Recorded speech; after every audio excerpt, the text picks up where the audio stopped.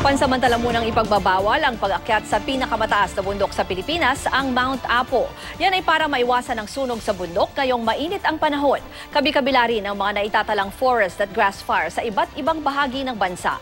May report si Trisha Zafra. Magdadalawang linggo nang nasusunog ang malaking bahagi ng kabundukan ng Santo Tomas sa Tuba, Benguet.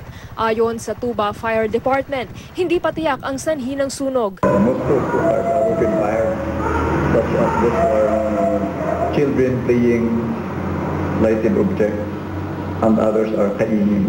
Sa lawak nga nito, nag-aalala na ang mga residente. Nag-aalala kami baka makakarating na dito eh. Paliwanag ng Bureau of Fire Protection, nahihirapan silang respondehan ang sunog.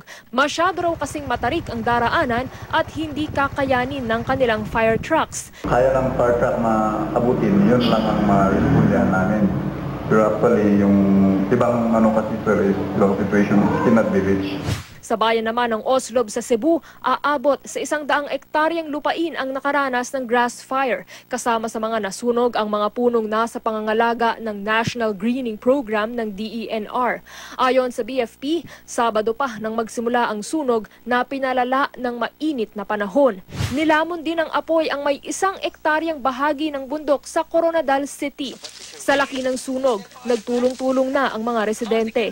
Hindi na raw kasi kayang akyatin ng truck ng bumbero ang lugar. Sigarilyo siguro ang akong suspect, may nag-agi siguro. Ito na ang ika-4 na grass fire sa lugar ngayong linggo. Dahil sa sunod-sunod na forest at grass fires, ipinagbabawal na muna ang pag-akyat sa pinakamataas na bundok sa bansa na Mount Apo ngayong tag-init. Ito raw ay bilang pag-iingat lalo't mabilis na magkaroon ng sunog sa bundok ngayong mainit ang panahon. Yung mga ilang mga naka-apply na ng permit, yun na lang muna ang i-asikasuhin namin. All the rest, hindi na muna namin papayagang umakyat. Ayon sa grupo, ayaw na nilang maulit ang nangyaring grass fire sa Mount Apo noong 1998 at 2003, kung saan matagal bago nakabangon at naibalik muli ang ganda ng pinakamataas na bundok sa Pilipinas. Sa datos ng GMA News Research, Region 3 ang nakapagtala ng pinakamaraming grass fires Enero ngayong taon. Sa Cordillera Administrative Region naman, may pinakamaraming forest fire. Ayon sa BFP, karaniwan ang grass fires tuwing mainit ang panahon, lalo na sa lupang may mga tuyong damo at basura. Trisha Zafra, GMA News.